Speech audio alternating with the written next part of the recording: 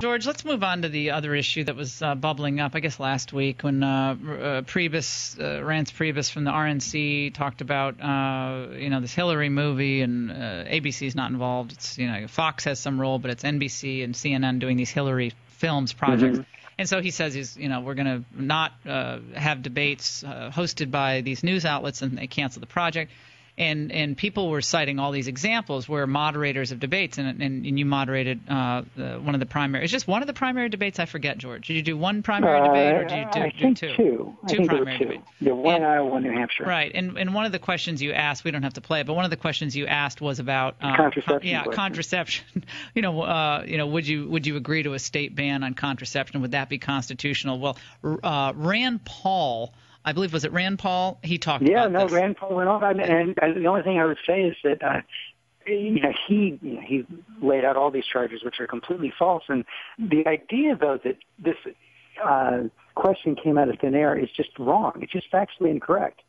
The reason it came up was because, in fact, just the week before, Rick Santorum actually said in an interview with Jake Tapper published, and it was coming up in town meetings as well, that he didn't believe, that he did believe the states had a right to ban it. It was an open kind of a question. I was just trying to find out if Mitt Romney agreed or not. But that question asked, I don't believe Santorum was campaigning on that, right? I mean, that was probably another question posed to him by another member of the media that then gets picked up. It was coming up in town meetings. Yeah, but by liberal activists, I would imagine. I mean, right? I mean, I don't think I know these guys. I don't think they go around saying, states should ban contraception. That's my 5-point plan for American renewal. I mean, that's just kind of a liberal dream, right?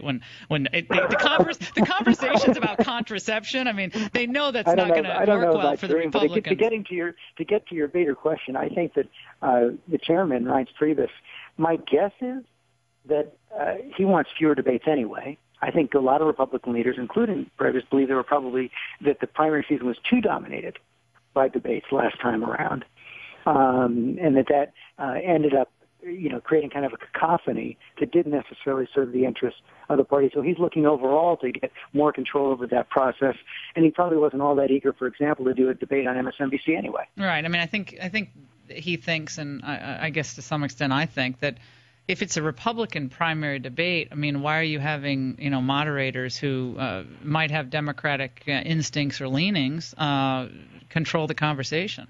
I mean, I don't think the Democrats are going to invite me to moderate a debate. In other words, they're not going to have me do a debate. They're not going to have a Karl Rove who used to work in the Bush administration. Or he's not going to go to Fox and do a debate. Yeah, right. So they're not going to do that. So to some extent, and I like you a lot. I mean, me, but I think you're great.